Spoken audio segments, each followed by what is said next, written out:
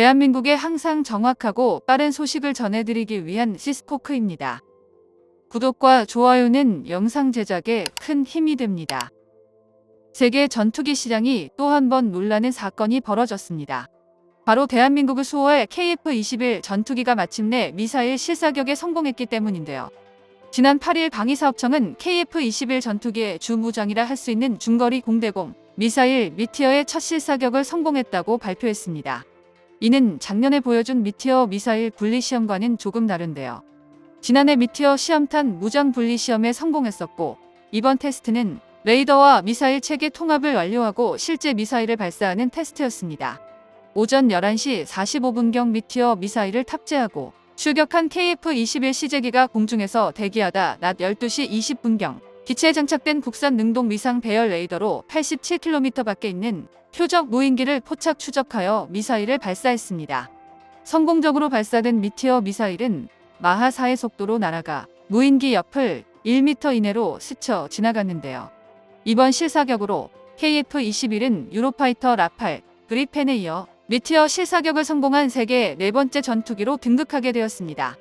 유성을 뜻하는 미티어 미사일은 영국, 프랑스, 독일 등 유럽 6개국이 합동으로 개발한 공대공 미사일로 현존하는 최강의 공대공 미사일로 평가되고 있습니다. 벅티드 램제트 엔진이 탑재되어 사거리가 300km에 달하고 마하 4 이상의 속도로 비행이 가능하며 연료를 일정량 남겨두었다가 적기가 가까워지면 다시 급가속하여 회피를 훨씬 어렵게 만들 수도 있습니다. 데이터 링크를 통해 이미 발사한 미사일의 궤도나 타겟을 재설정하는 것도 가능한데요. 게다가 미티어 미사일의 경우 유럽에서 널리 쓰이는 미사일인 만큼 이번 실사격 성공으로 KF-21의 수출 경쟁력도 확보했다고 볼 수 있습니다. 그런데 이번 미티어 미사일 발사를 두고 중국에서 말이 많은데요. 중국 언론인 소후에서는 KF-21 전투기가 미티어와 아이리스-T 공대공 미사일 발사에 성공하며 새로운 이정표를 세웠지만 과연 성공일까란 기사가 올라왔습니다.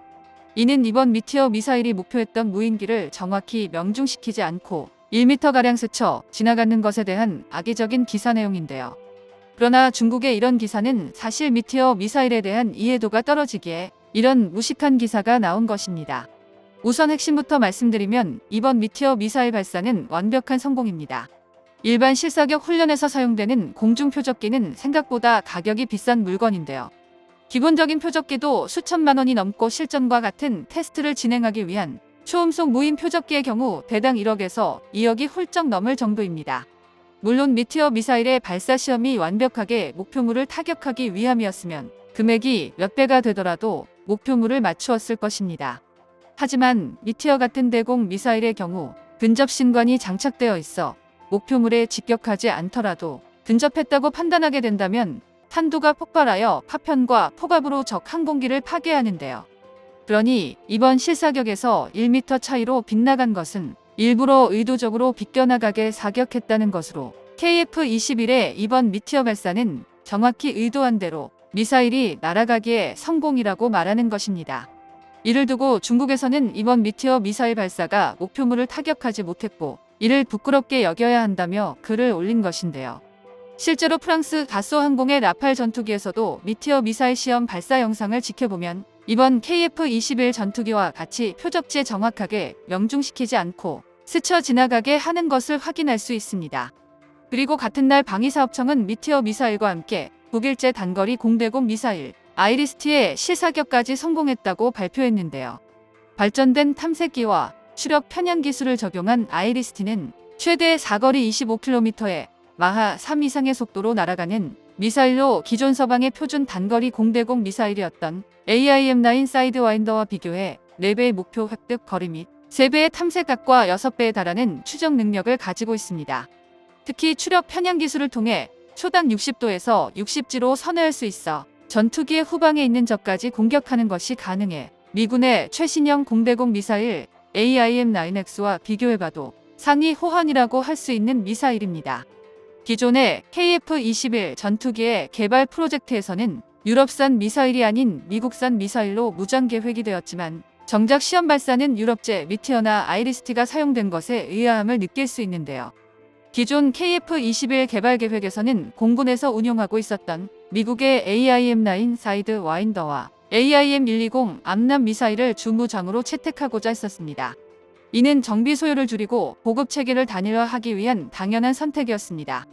그런데 공대공 미사일을 운용하기 위해선 무장 체계 통합이 이루어져야 하는데 미국이 이를 거부하며 계획이 틀어지게 되었는데요. 모두가 아시다시피 미국은 기술적 보안을 극도로 중요하게 여깁니다. 그렇기에 자국 전투기가 아닌 타 전투기의 자국산 무장 통합을 잘 허락하지 않기로 유명한데요. 그러나 이번 KF-21 개발에는 로키드 마틴도 참여했었던 만큼 미국이 거부하리라고는 예상조차 못했던 일이었습니다. 방산 전문가들은 대한민국이 지나치게 빠르게 전투기를 개발하기에 미국의 충성 고객이던 한국이 자신들의 영향력에서 탈출하고 있는 것에 제동을 건 것이라고 추측하기도 했는데요. 이대로면 미사일이 없는 전투기가 될 수도 있었던 상황이 되자 기회를 노리고 있던 유럽이 먼저 접근해 왔습니다. KF-21은 4.5세대 전투기로 개발되지만 누가 봐도 5세대의 스텔스 형상을 갖추었고 세계 방산 시장에서 당당히 한 자리를 차지할 것이며 이를 통해 미사일을 판매하면 부가 수익을 창출할 수 있기에 미티어와 아이리스-T 미사일을 제안해 왔던 겁니다. 한국과 유럽이 손을 잡자 자신들의 판단이 미스였던 걸 파악하고 미국에서도 부랴부랴 미사일을 허가하며 KF-21은 미국과 유럽 최강의 공대공 미사일들을 모두 운용할 수 있는 유일한 전투기가 되었는데요. 심지어 미국에서는 한국에게 SM-6 함대공 미사일 판매를 잠정 승인한 데 이어 AIM-9X 단거리 공대공 미사일 판매까지 결정했습니다. 가격은 한 발당 6억 원이 넘는 값비싼 미사일인데 현존하는 최강의 단거리 공대공 미사일이라 할 수 있는데요. FA-50 블록 20부터 KF-21은 블록 1부터 AIM-9X를 탑재하기 시작할 텐데 이로써 KF-21은 미티어와 아이리스-T부터 AIM-9X까지 미국과 유럽이 자랑하는 공대공 미사일을 모두 통합하게 되었습니다. 한편 이번 단거리와 중거리 공대공 미사일의 시험 발사를 완벽하게 성공하며 KF-21이 아시아 최강의 공대공 능력을 가지게 되었다는 것을 증명해냈는데요. 또한 동시에 국산 A사 레이더가 수십 킬로미터 밖의 목표물을 정확하게 포착하고 추적할 수 있는 능력이 있다는 것도 증명해낼 수 있었습니다. 그리고 이번 공대공 미사일 실사격 성공에 힘입어 KF-21을 위한 국산 공대공 미사일의 신규 개발에 본격적으로 착수하게 되었는데요. 얼마 전 국방부에서 열린 제161회 방위사업추진위원회에서 KF-21에 탑재하기 위한 국산 장거리 공대공 미사일 개발을 추진한다고 발표했습니다. 개발 목표는 미티어 미사 1급으로 KF-21의 작전 수행, 능력과 생존성을 확보함과 동시에 국내 개발을 통해 안정적으로 미사일 공급원을 확보하는 것으로 총 사업비로 1조 5,700억 원이 투자될 예정입니다. 이번 미티어와 아이리스-T 실사격 성공으로 KF-21 블록1의 개발 목표였던 공대공 전투 능력의 검증은 사실상 완료되었으며 남은 시험 일정 역시 잘 마무리되길 응원합니다.